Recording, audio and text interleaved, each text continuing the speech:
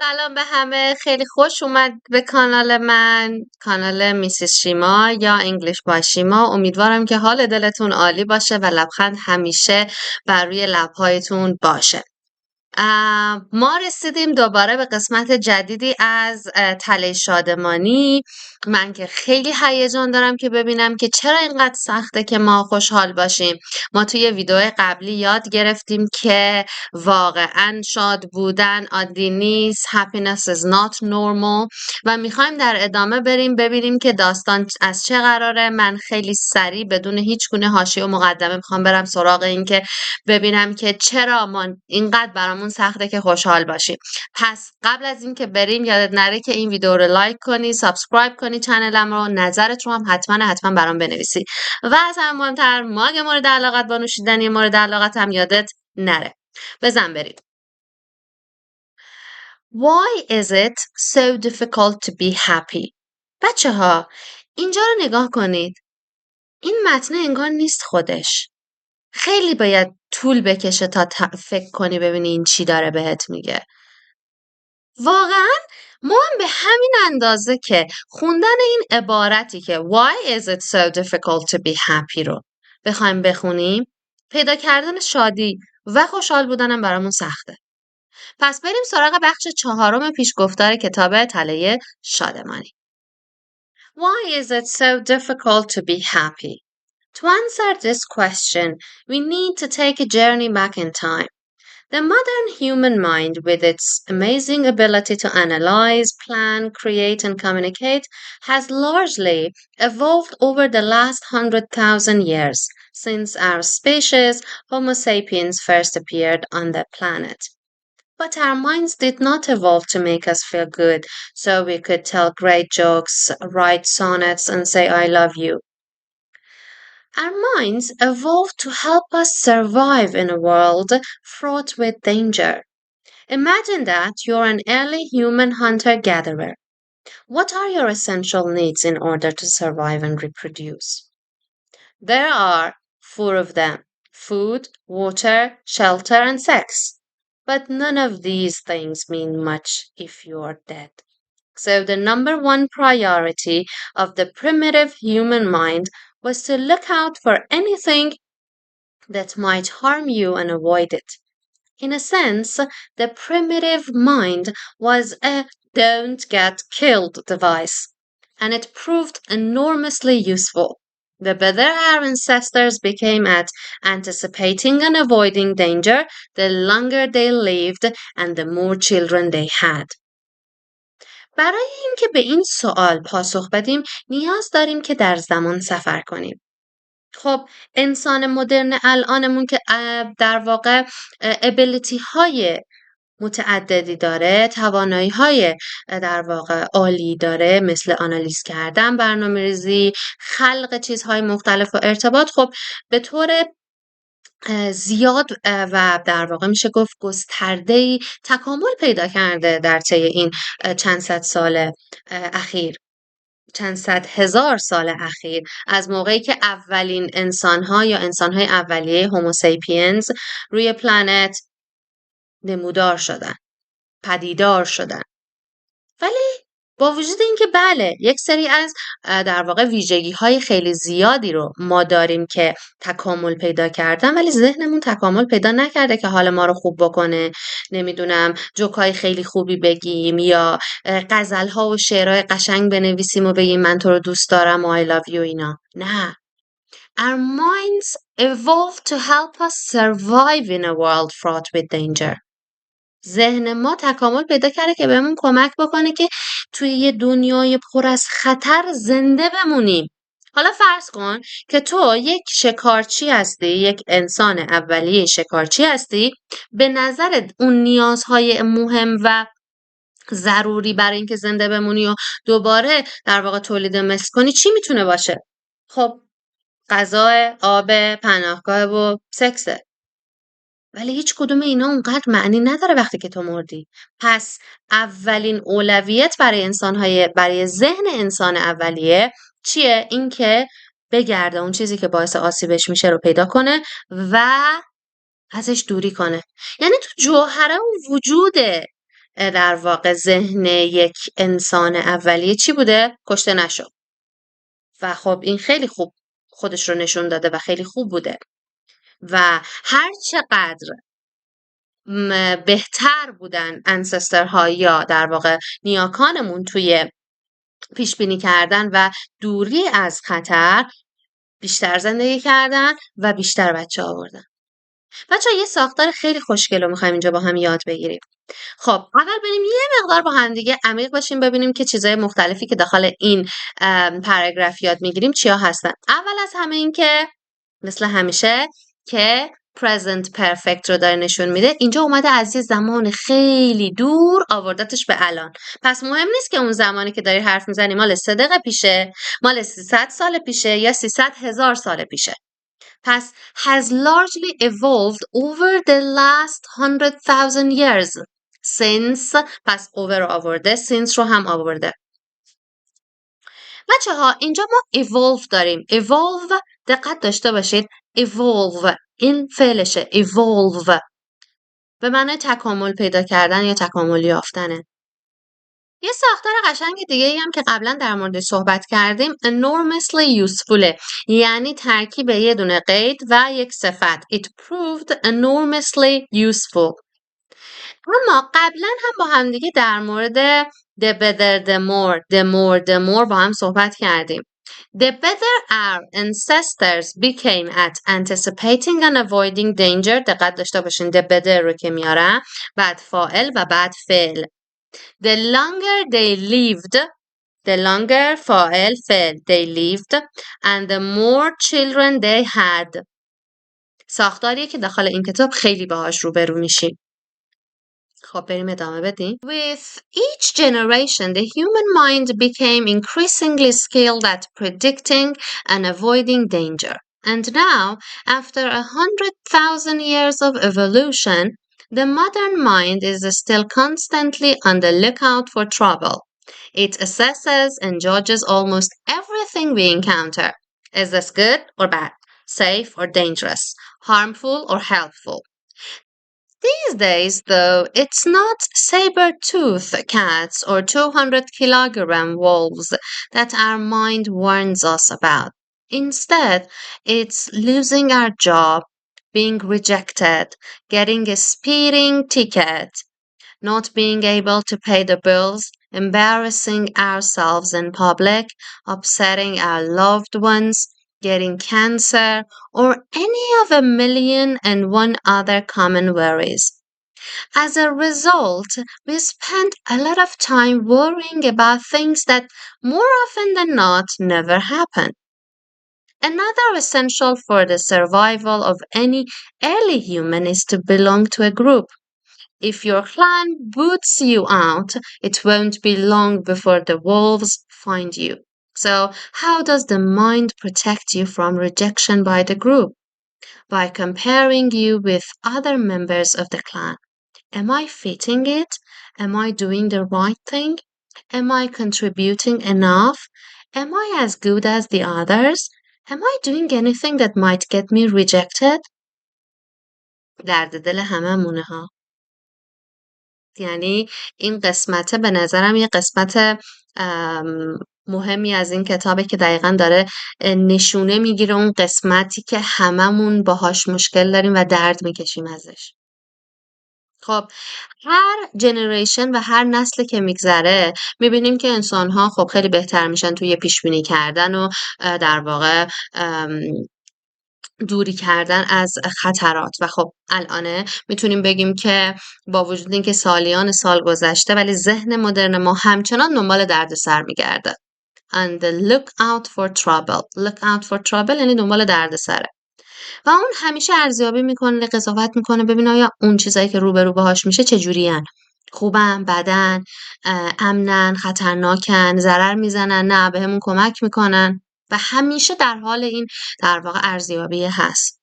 حالا درسته که مثلا در واقع دیگه در واقع گربه های در واقع خطرناک نیستن که ذهن ما در واقع میاد ما رو بهمون هشدار میده و ما رو برحذر میداره از اون کار. در اصل چیزای دیگه هستن. کارمون رو از دست بدیم، پس زده بشیم، یا میخوایم یه دونه در واقع تیکت رو خیلی سریع بگیریمش، یا نمیتونیم مثلا قبضمون رو پرداخت کنیم، یا باعث خجالت خودمون میشیم داخل در واقع پابلیک یا حالا انظار عمومی، یا مثلا کسی که دوستش داریم رو ناراحت میکنیم، سرطان میگیریم، یا 1001 مشکل دیگه. بچه 1001 مشکل دیگه رو ما اینجا به یه شکل دیگه میبینیم و در نتیجه خب ما خیلی تایم میگذرونیم که در واقع در مورد چیزهای مختلف نگران باشیم که اغلب اوقات اتفاق نمیافتن.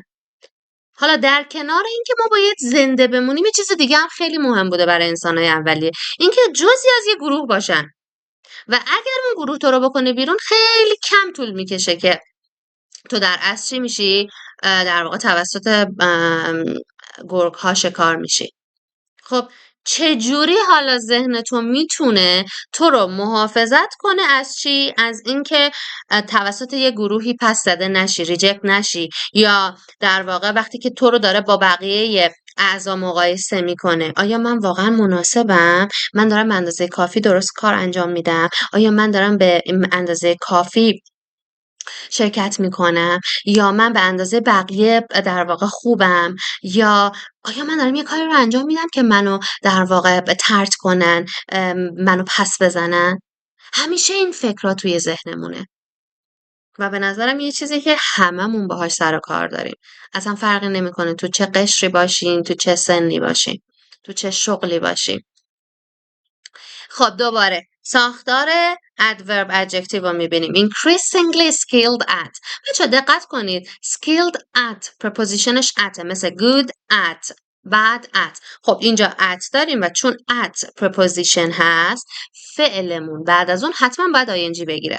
skilled at predicting and avoiding. اوکی؟ خب evolution بچه دقت داشته باشید اسمش evolutionه ولی فعلش evolve. حواسم باشه که ای اولیه این دوتا کلمه با همدیگه به صورت متفاوت تلفظ میشن. evolution evolve. اوکی؟ on the lookout for trouble همیشه دنبال دردسره. on the lookout for trouble. saber-tooth cats میدونین دیگه در واقع به گربه هایی رو میگن که میشه گفت که دندونای خیلی تیزی داره، مثل حالت شمشیر داره، خیلی تیزه. 1001 دلیل. ما همیشه میگیم 1001 دلیل دیگه. اونا میگن any of a million and one other common worries. any. پس any of a million and one other میشه 1001. حالا میتونه 1001 هر چیزی که دوست داره بگی. any of a million and one other reasons. اوکی؟ پس اینجا ما متوجه میشیم چی؟ As a result we spend a lot of time worrying about things that more often than not اغلب اوقات never happen. Sound familiar?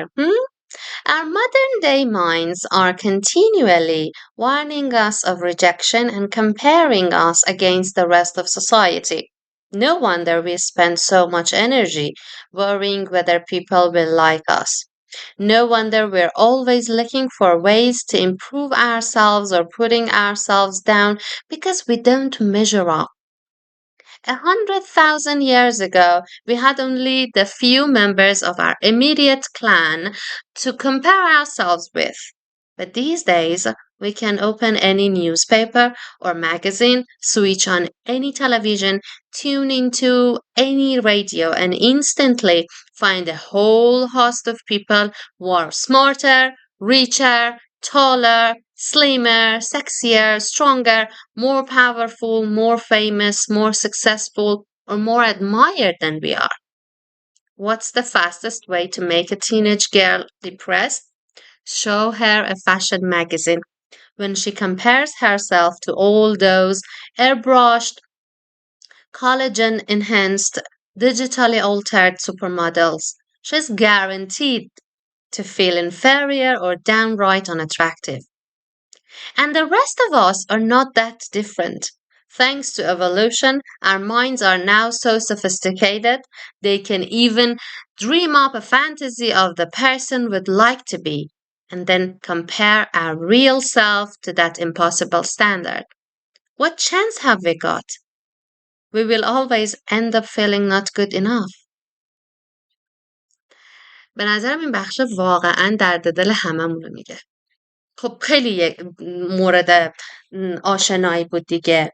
یه جورایی به طور مداوم ذهن مدرن الانمون داره ما رو نسبت به در واقع طرد شدن و مقایسه هشدار میده بهمون. خب قطعا وقتی داره این کار رو برامون انجام میده هیچ تعجبی نداره که ما انرژی خیلی زیادی میذاریم سر اینکه در واقع بقیه منو دوست دارن یا دنبال یه راهی هستیم که خودمون رو در واقع ارتقا بدیم یا خودمون رو بیاریم پایین. به خاطر چی؟ به خاطر اینکه ما به اندازه اونا مناسب نیستیم یا به اندازه اونا برابر نیستیم.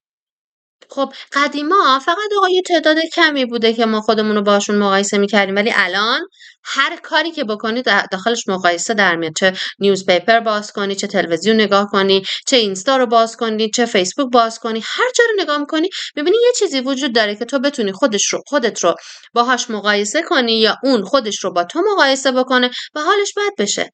میگه بهترین راه برای اینکه یک فرد بتونه یک دختر تینیجر رو نوجوان رو دیپرس کنه چیه؟ فقط کافیه بشه دونه در واقع فشن مگزین بدی.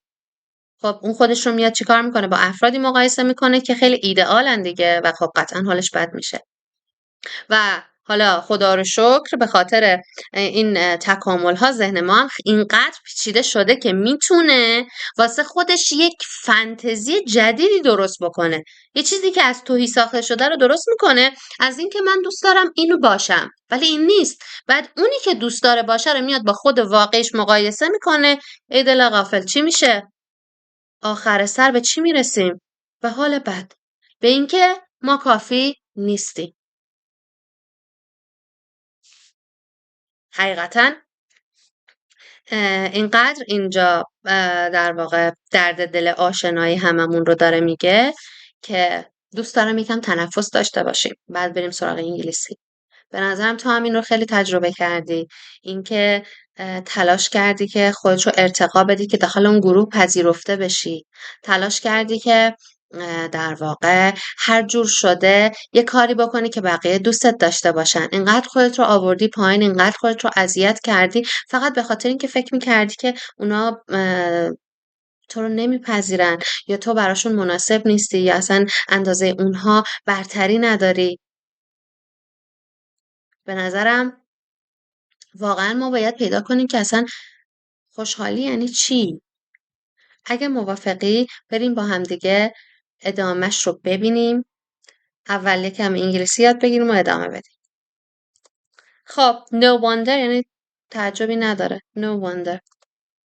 measure up یعنی برابر بودن، یعنی مناسب بودن.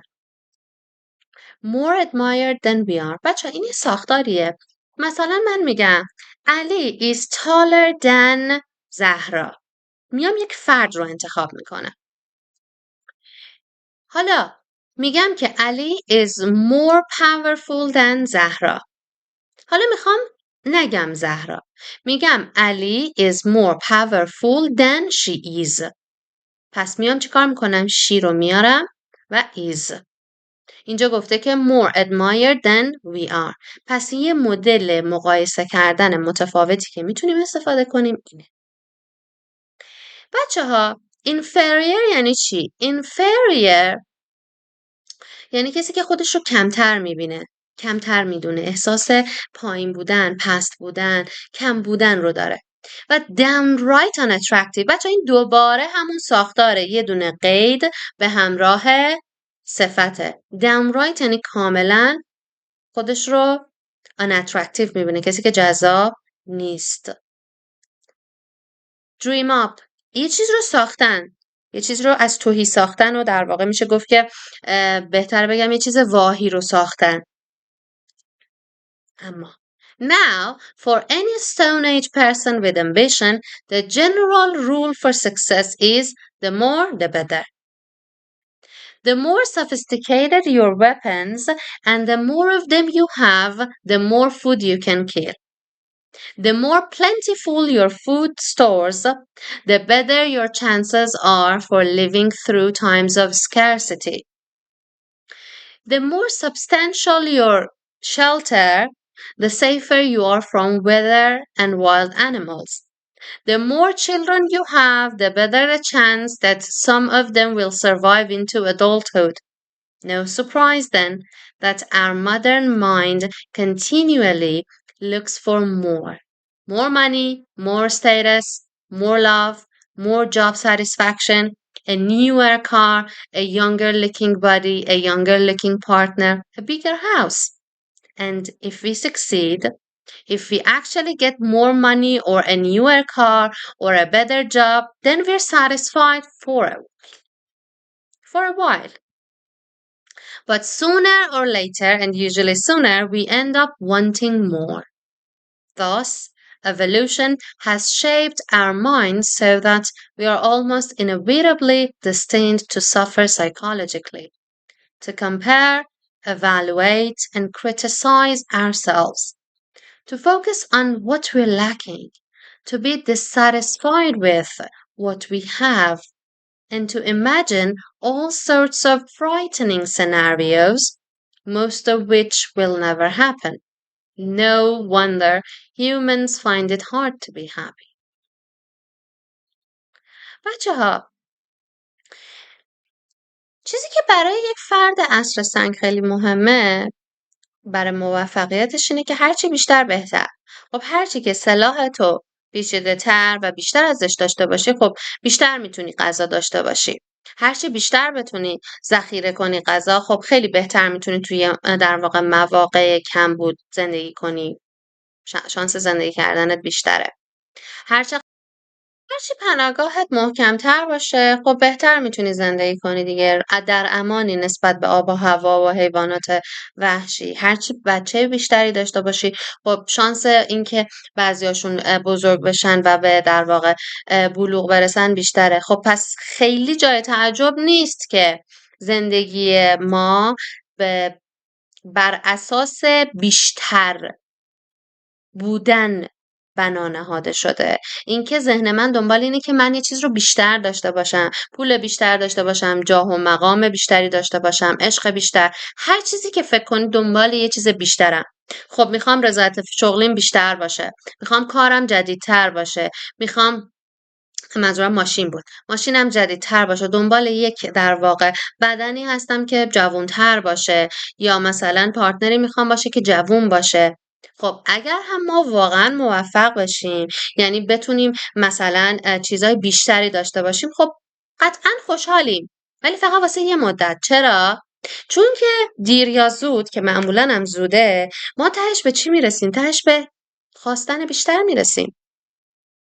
پس در واقع اتفاقی که میفته اینه که این تکامل کاری که برای ما انجام داده اینه که ما رو در واقع یه جوری ذهنمون رو در واقع شکل داده که در هر صورت سرنوشتمون این شده که به صورت روانشناسی اذیت بشیم. ناچاریم که اذیت بشیم، که مقایسه بکنیم، ارزیابی کنیم، خودمون رو در واقع نقد کنیم و روی چیزایی که نداریم در واقع تمرکز کنیم، نسبت به چیزی که داریم ناراحت باشیم و هر آنچه سناریوها و داستانهای در واقع ترسناکی که ممکنه رو تصور کنیم که ممکنه آقا اصلا هیچ کدومشون اتفاق نیفته. پس واقعا جای تعجب نیست که انسانها خیلی براشون سخته که خوشحال باشن. موافقی با من؟ موافقی با کتاب؟